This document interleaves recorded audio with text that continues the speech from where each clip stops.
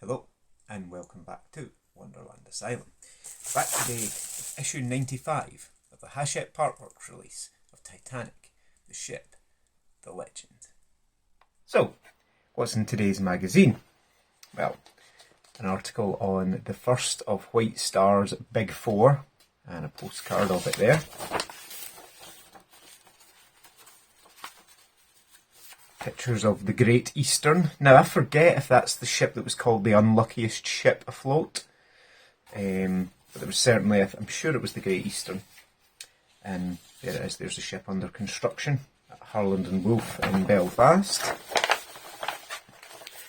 Again, you can see similarities to Titanic in the designing choices. And apparently it served during World War I as an auxiliary cruiser. And there's a photo of an Irish town, apparently. And an article about the laundry aboard the ship. So, more articles because, as tends to be the case, when you get a big part, there ain't very much to do. But, without further ado, let's have a look at what's in this rather large box. Okay, so in today's box, we have a large section of keel, which, unlike the rest of the hull, is plastic. And in here, being very careful not to damage them, we have the two,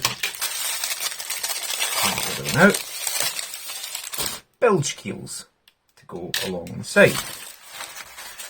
And that's it. No screws, nothing else. Just these three bits.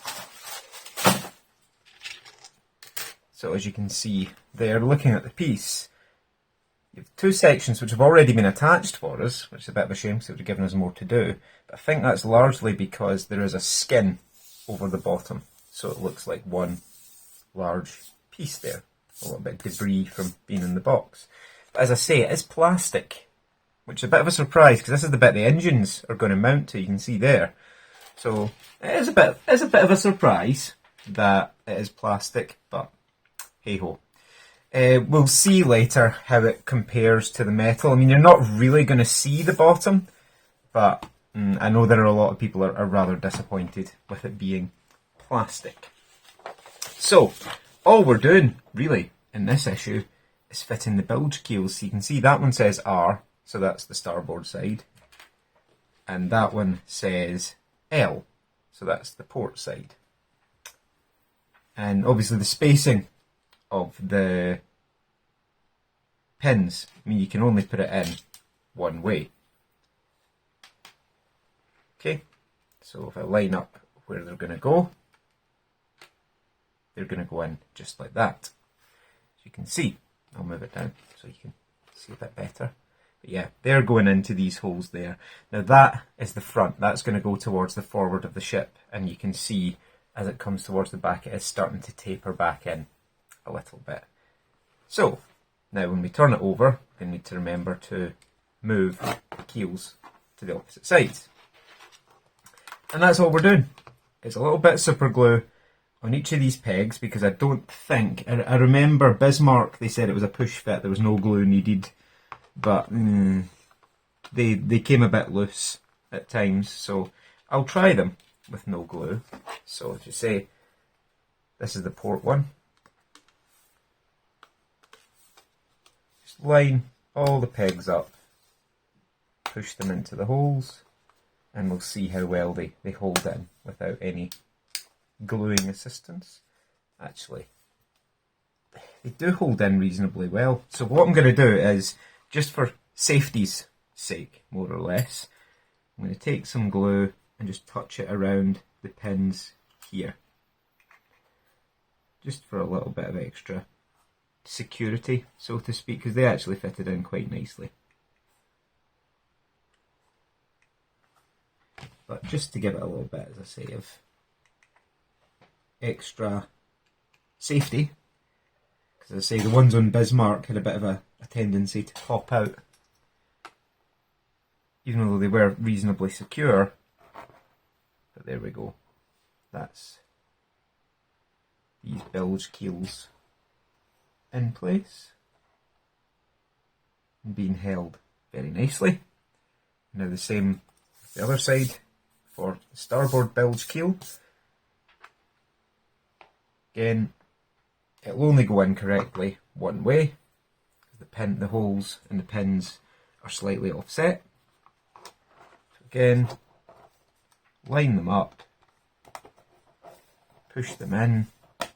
Starboard side is a bit easier to get them in. Don't know if the pins are thinner, if the holes are bigger. Not 100% sure. But again, I'll turn it around and just dot a little bit of glue. And as I say, there's been some discussion on the Titanic Facebook groups about the fact that this piece is plastic, and as I gather, people aren't very pleased about that fact. We'll see how it looks next to the other sections. If it looks out of place, then obviously I'm not going to be overly happy, but again, you'll see the bilge keels. Even when it's on the stand, you're not really going to see the underside of the hull very often. So, to me it's not that big an issue, and I can understand they need to cut weight at certain points, but again, we'll just have to see how it looks, because I believe the next piece we attach to it is back to being metal again. It's just this one large piece that's plastic. You can see that's what it looks like with the bilge keels attached. And that is all there is to do in stage 95. So, yeah, not a great deal to do in issue 95. That's us all done. What's coming in issue 96?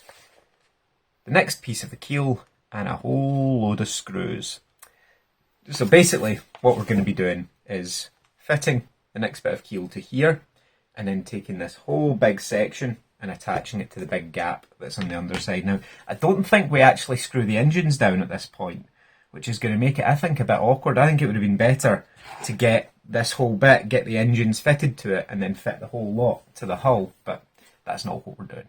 So, okay, that's fine. So yeah, as I say, I'll show you again. That is how that looks. It looks okay. We'll see how it looks next to the rest of the hull. But again, it's going to sit like that. So you're only really going to see the bilge keels anyway. But thanks as always for watching. Any feedback, comments, criticisms, drop them down below. Do leave me a like and do subscribe to the channel because it helps out massively. Yeah, thanks as always for watching, and you know the drill. Peace out.